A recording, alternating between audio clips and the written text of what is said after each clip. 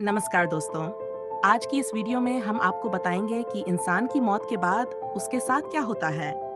कितने दिन में उसकी आत्मा यमलोक तक पहुंचती है, उसे स्वर्ग मिलता है या नर्क। सब कुछ आज की इस वीडियो में हम आपको बताएंगे, इसलिए हमारी इस वीडियो में लास्ट तक बने रहिएगा। तो चलिए शुरू करते हैं। गरुड़ पुराण यह प्रमुख हिंदू धर्म ग्रंथों में से एक है।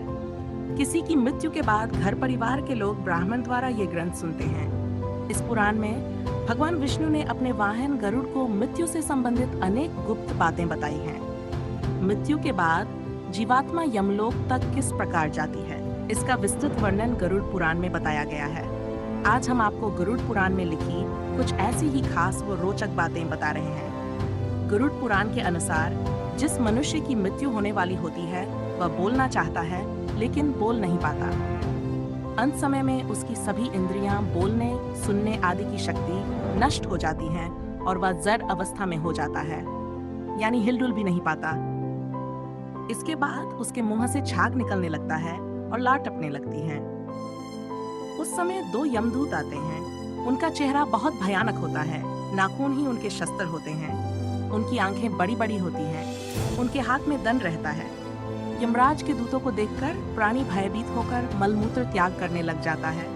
उस समय शरीर से अंगुष्ठ हिमातर अंगूठे के बराबर जीभ हाहा शब्द करता हुआ निकलता है, जिसे यमदूत पकड़ लेते हैं। यमराज के दूत उस शरीर को पकड़कर उसी समय यमलोक ले जाते हैं, जैसे राजा के सैनिक अपराध करने वाले को पकड़कर ले जाते हैं। उस पापी जीवात्मा को रास्ते में थकने पर भी यमराज के दूत डराते हैं और उसे नरक में मिलने वाले दुखों के बारे में बार बार बताते हैं।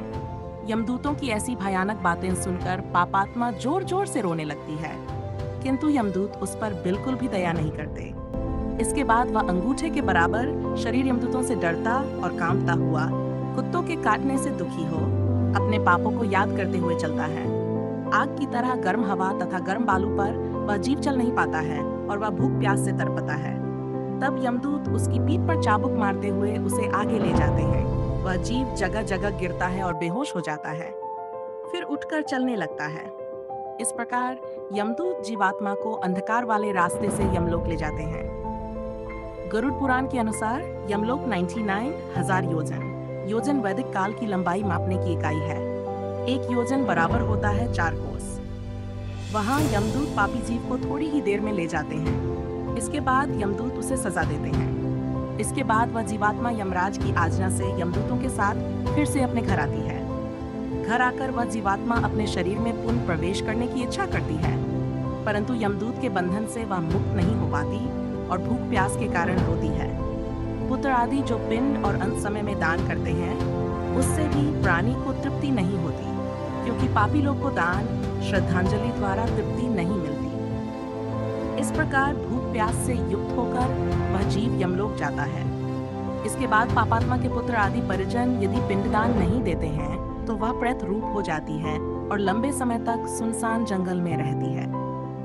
गरुड़ पुराण के अनुसार मनुष्य की मृत्यु के बाद 10 दिन तक पिंडदान अवश्य करना चाहिए। उस पिंडदान के प्रतिदिन 4 भाग हो जाते हैं। उसमें 2 भाग तो पंचमहाभूत देह को पुष्टि देने वाले होते हैं, तीसरा भाग यमदूत का होता है तथा चौथा भाग प्रेतमा खाता है।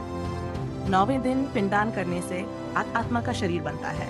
10वें दिन पिंडदान देने से उस शरीर को चलने की शक्ति प्राप्त होती है। शव को जलाने के बाद पिंड से अंगूठे के बराबर का शरीर उत्पन्न होता है।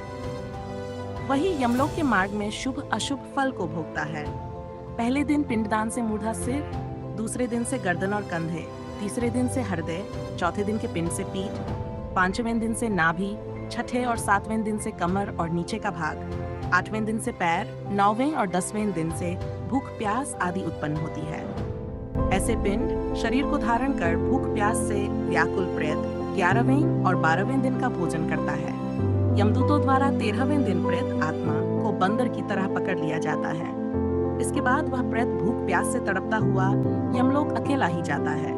यमलोक तक पहुंचने का रास्ता वैतरणी नदी को छोड़कर 86,000 योजन है। 47 दिन लगातार चलकर आत्मा यमलोक पहुंचती है। इस प्रकार मार्ग में 16 पुरियों को पार कर पापी जीव यमराज के घर जाता है।